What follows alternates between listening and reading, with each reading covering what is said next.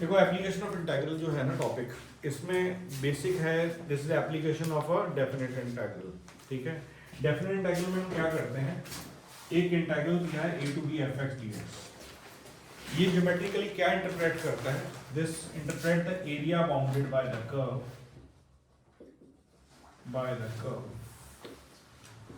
y is equal to fx between the limits x is equal to a to x is equal to b।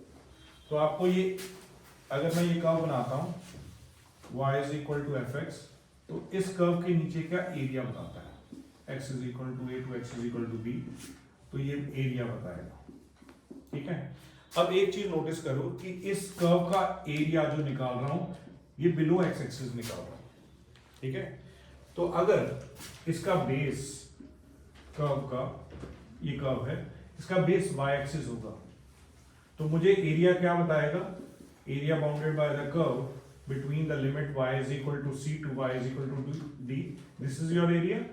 तो ये area अगर लिखना है तो area is given by limits will be from c to d, और इस curve में से मुझे क्या उठाना है, x in terms of y, that is fy dy। Thirdly, ये आ गया पहला पॉइंट, ये है सेकंड पॉइंट। थर्ड पॉइंट क्या है, ये अगर आपके पास दो कर्व्स हैं, एक ये कर्व है और ये एक कर्व है, इन दोनों कर्व के बीच का एरिया निकालना है, दिस इज योर एरिया। ठीक है, तो हमें इसका बेस चेक करना पड़ेगा। बेस कौन सा है इसका, x एक्सिस या y axis, x axis.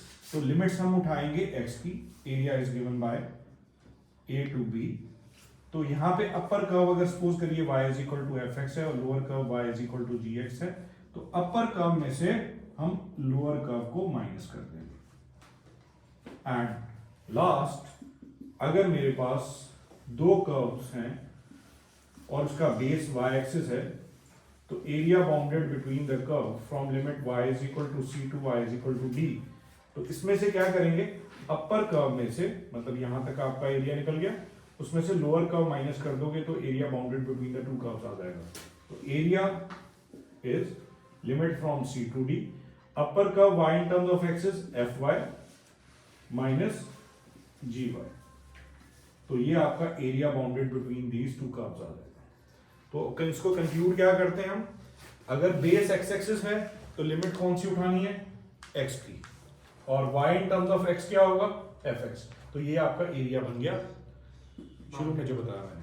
Second, अगर उसका बेस y एक्सिस है तो लिमिट उठाएंगे y is equal to c to y is equal to d, तो x in terms of y that is fy। If there are two curves, तो base किसका है, x axis, तो x की limit अंदर भी upper curve minus lower curve, अगर आप बेस उसका है y एक्सिस, तो लिमिट्स कौन सी उठाएंगे, y की से c to d, upper curve में से लोअर कर्व, इसमें लोअर कर्व आपका gy है, ये माइनस कर दें।